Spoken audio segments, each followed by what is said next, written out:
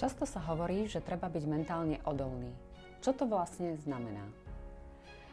Byť mentálne odolný znamená, že sme schopní zvládať aj náročné situácie a tlak, že dokážeme vstať aj po neúspechoch a v situáciách neistoty, na ktoré človek prirodzene reaguje stresom, úzkosťou, strachom, že aj vtedy máme pod kontrolou svoje reakcie, nepoľavujeme v svojom snažení a najdôležitejšie sme schopní zachovávať si v tom čase optimizmus.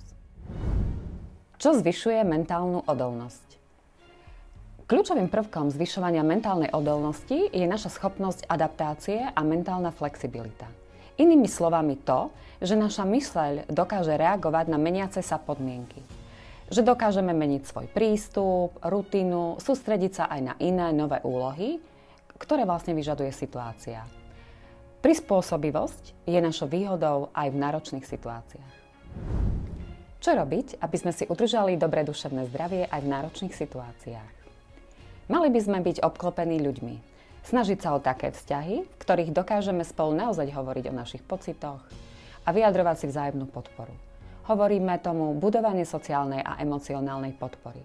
Pomáha to zvládať stres a prekonávať úzko spojenú s neistotou či pocitom samoty. Cítiť sa dobre, naplno využívať svoje schopnosti a viesť každodenný, bežný spoločenský život. Pri viacerých fyzických problémoch si pomáhame suplementami. Dá sa to aj v prípade mentálneho zdravia?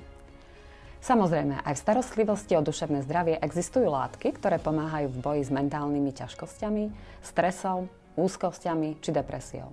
Napríklad štúdie o látke karnozín ukazujú, že chráni nervovú sústavu a má antioxidačný vplyv na ľudský mozog. Zlepšuje myseľ, teda najmä pamäť, pozornosť, reč a učenie a má dôležité preventívne účinky pri takých ochoreniach, ako je demencia, Parkinsonova choroba či Alzheimer. Karnozín podporuje stabilitu, teda prináša vyváženejšiu náladu, pokojné nervy a zmierňuje príležitostnú úzkosť. Na čo treba myslieť pri boji s duševnou nepohodou?